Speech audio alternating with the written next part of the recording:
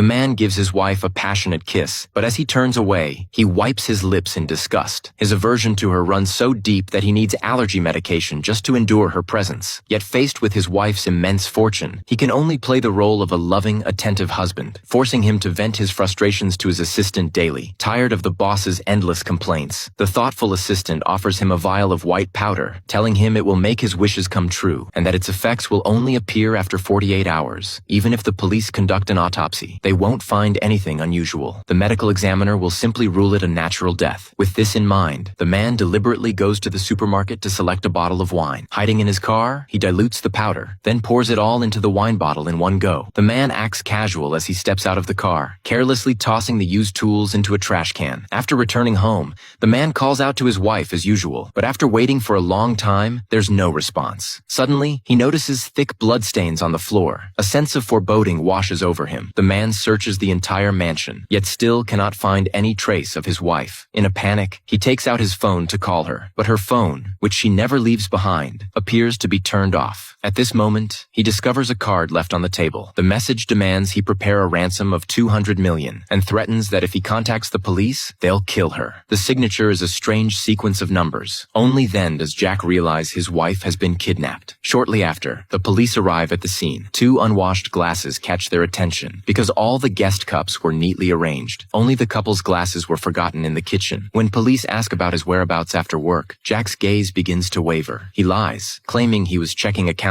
alone at the store until late. Before he can finish speaking, he spots the wine bottle containing poison. Jack immediately panics, worried his plan will be exposed. He rushes forward to intervene, claiming he just bought it to celebrate with his wife, then immediately shows a face full of worry. The man's performance of aching concern successfully deceives the police. Finally, the police return the wine bottle to Jack. While the police investigate downstairs, Jack enjoys a satisfying hot shower. That night, he finally escapes his wife's constraints. The unprecedented sense of freedom makes him feel reborn, thinking that he only needs to claim he couldn't raise the ransom and the kidnappers would kill his wife, saving him the trouble of doing it himself. While allowing him to claim her vast fortune, the man happily drinks beer. When he wakes up the next day, seeing the poisoned wine on the table, joy wells up in his heart. Just then, the police knock on the door to avoid showing any flaws in his story. He instantly becomes deeply worried. The bad news is just as he hoped, the kidnappers have yet to call. As everyone stands around confused, the next-door neighbor shows up saying Jack's mail was mistakenly delivered to his mailbox. However, when he sees the name on the letter, he suddenly becomes nervous. The envelope contains his wife's freshly done manicure with blood and flesh still under the nails. Jack also feels afraid when he sees this. He doesn't know who his wife could have offended so severely. Soon, the media gets wind of the incident. To maintain his image as a good husband, Jack acts extraordinarily distressed and hopes anyone with information will come forward. He portrays himself as the model husband in front of cameras, but once he sits back in his car, he can't help but reveal his joy.